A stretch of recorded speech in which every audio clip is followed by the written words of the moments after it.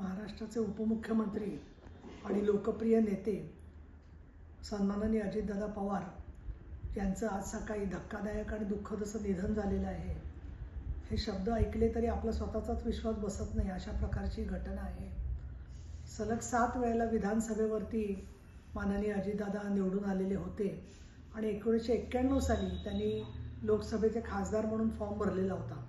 1991 साली त्यांनी ज्याला फॉर्म भरला त्यावेळेपासून ते आत्तापर्यंत इतकी वर्ष, म्हणजे जवळजवळ 30-35 वर्षाचा माझा त्यांचा परिचय होता। अनेक गोष्टींचा अभ्यास त्यांचा होता। तसंच उपमुख्यमंत्री म्हणून होण्याच्या अगोदरसुद्धा त्यांच्या खात्यांवरती त्यांची चांगल्या प्रकारची पकड होती। विशेषतः वेळेवरती पोचणं हे त्यांचं वैशिष्ट्य होतं।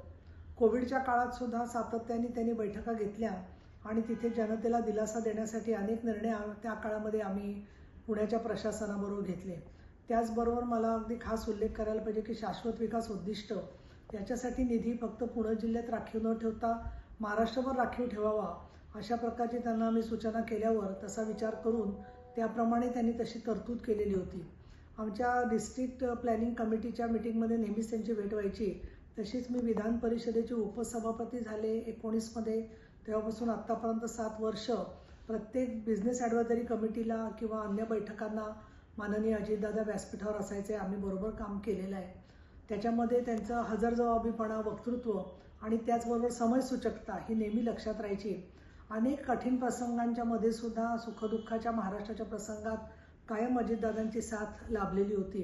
त्यांच्या दुःखद निधनामुळे फक्त पुणे जिल्ह्याचं नव्हे तर महाराष्ट्रातलं सहकार क्षेत्र, शेती क्षेत्र आणि अनेक विकासाच्या विषयांच्यामध्ये फार मोठी आपली हानी झालेली आहे।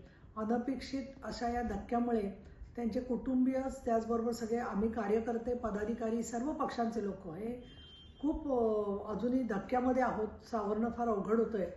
त्यांना मी शिवसेनेच्या वतीने आणि विधान परिषदेचे उपसभापती या नात्याने श्रद्धांजली व्यक्त करते। आणि ते एक उत्तम संसदपटू होते। त्याचबरोबर आमच्या सभागृहात, विधान परिषदेतील त्यांचं फार मोठं योगदान राहिलेलं आहे। त्याबद्दल त्यांची आठवण आमच्या मनामध्ये कायम राहील आणि त्यांच्या कुटुंबियांना आणि सर्वांनाच हे दुःख सहन करण्याची शक्ती ईश्वर देवो, अशा प्रकारची अपेक्षा मी व्यक्त करते। आमचे नेते एकनाथजी शिंदे हेही बारामतीकडे निघालेले आहेत आणि मीही काही वेळात बारामती इथे पोचते आहे। या सगळ्या दुःखाला कसं सावरायचं हा प्रश्न मात्र मनामध्ये पडलेला आहे।